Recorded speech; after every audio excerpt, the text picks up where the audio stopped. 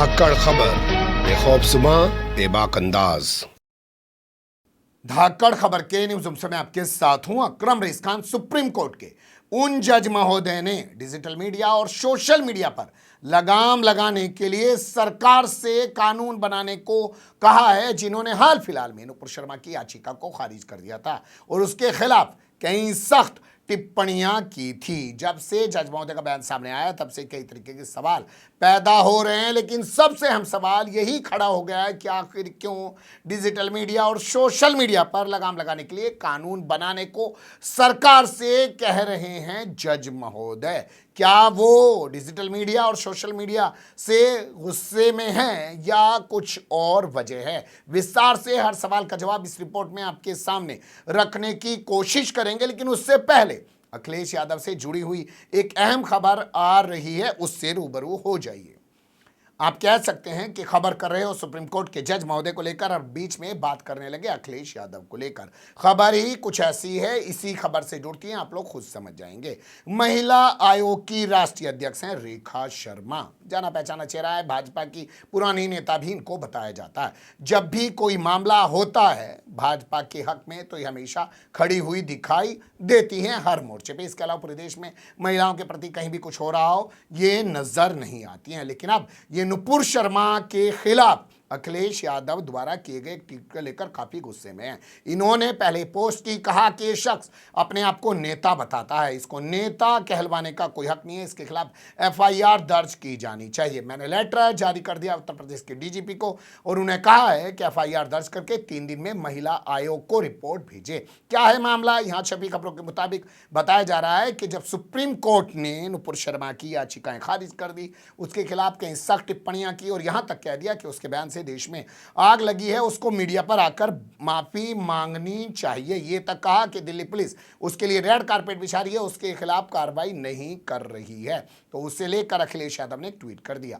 आरोप है कि ट्वीट में लिखा कि मुख से ही नहीं शरीर से भी नुपुर शर्मा को माफी मांगनी चाहिए। बस उसी पर रेखा शर्मा का खून खोल उठा और उन्होंने डीजीपी को लेटर जारी कर दिया और कहा कि एफआईआर दर्ज कर अखिलेश यादव के खिलाफ 3 दिन में रिपोर्ट आयोग के सामने पेश करें। इसी के साथ ही खबर आप और देख सकते हैं जो आ रही है राजस्थान की राजधानी जयपुर से। ये सीन आपने परसों देखा होगा जब एनआईए अदालत में पेश करने के बाद उदयपुर हत्याकांड के आरोपियों को लेकर बाहर निकल रही थी। उसी दौरान वकीलों ने आरोपियों पर हमला कर दिया। वकीलों का खून खोल उठा और उन्होंने पुलिस की मौजूदगी में खींच कर घसीट कर आरोपियों को खूब मारा। ठीक उसी तरीके से जैसे कन्हैया कुमार पर हमला किया था, ठीक उसी तरीके से जैसे दिल्ली की 30 हजारी कोर्ट में पुलिस वालों पर हमला किया था। और उसके बाद पुलिस वाले सड़कों पर रोते हुए घूमते फिरे थे और अपने पुलिस कमिश्नर की हुटिंग कर रहे थे। उनके परिवार के लोग दिल्ली के इंडिया गेट पर जाकर बैठ गए थे कि हमारे परिजन जो हैं वो ड्यूटी करने गए हैं, ना कि किसी की गालियां खाने गए, ना कि किसी की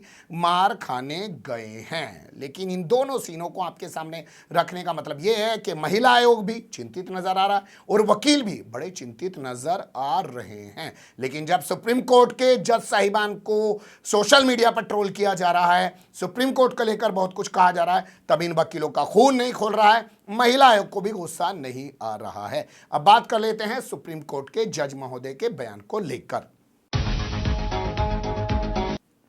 जी हां, सुप्रीम कोर्ट के जज महोदय हैं जेवी पारदीवाला। ये उस बेंच का हिस्सा हैं जिसने नुपुर शर्मा की याचिका को खारिज कर दिया था। उस बेंच में इनके साथ जस्टिस सूर्यकांत भी शामिल थे। नुपुर शर्मा अपने खिलाफ दर्ज एफआईआर को दिल्ली में ट्रांसफर करने की मांग को लेकर सुप्रीम कोर्ट पहुंची थी, लेकिन उसकी याचिकाओं को खारिज करते हुए सुप्रीम कोर्ट ने उसके खिलाफ कई सख्त टिप्पणियां की थी। उसके बाद पूरे देश के अंदर एक हंगामा खड़ा हो गया था। सोशल मीडिया पर ट्रोल किया जाने लगा था सुप्रीम कोर्ट को और इन जज साहिबान को।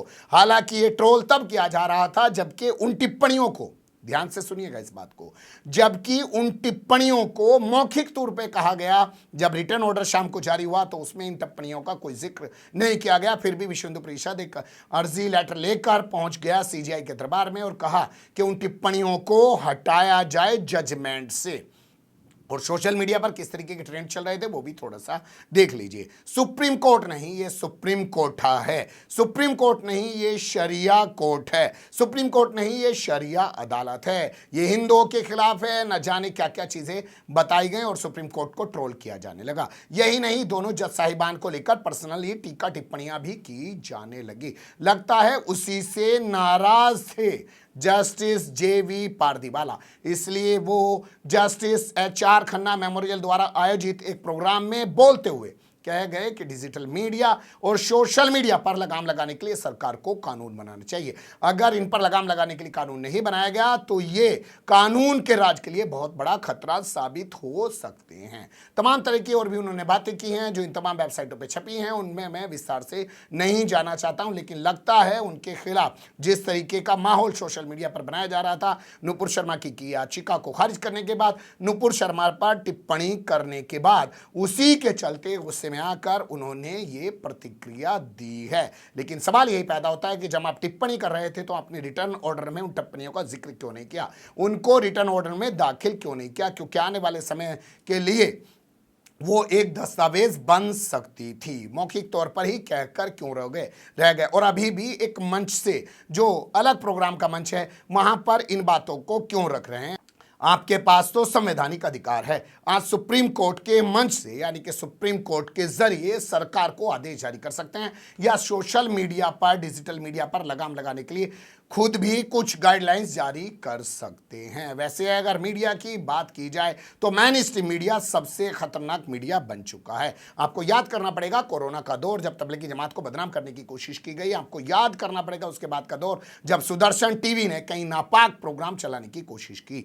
बताया कि जामिया के अंदर, ज़कात फाउंडेशन ऑफ इंडिया के अंदर एक जिहाद चल रहा है और वहां पे IAS IPS बनाने की साजिश रची जा रही है। मुसलमानों को UPSC में दाखिल करवाया जा रहा है। इसके अलावा तरह तरह से मुसलमानों के खिलाफ या और लोगों के खिलाफ एजेंडे, प्रोपेगेंडे चलाए जाते हैं और तमाम मामले सुप्रीम कोर्ट के दरवाजे पर पेंडिंग पड़े हुए हैं।